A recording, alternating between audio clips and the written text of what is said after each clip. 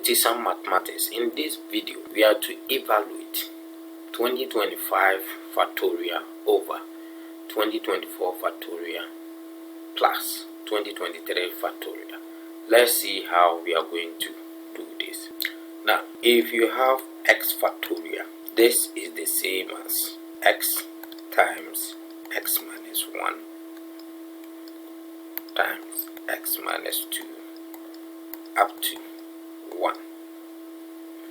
And this you can write it as x times x minus 1 factorial. And then this you have x times x minus 1 times x minus 2 factorial. Okay, let's go back to the question. So 2025 factorial, we can write 2025 factorial as 2025 times 2024 times 2023 factorial. And then 2024 factorial can also be written as 2024 times 2023 factorial. So let's go back to the question.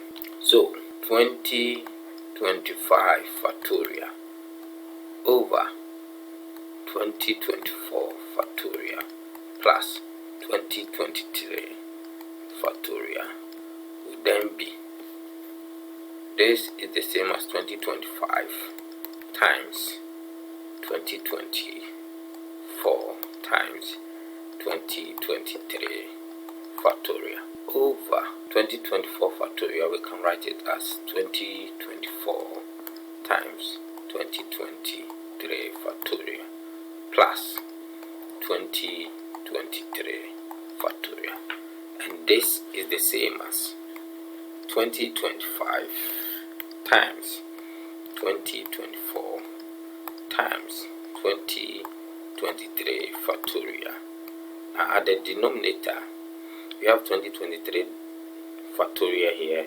We can factorize it.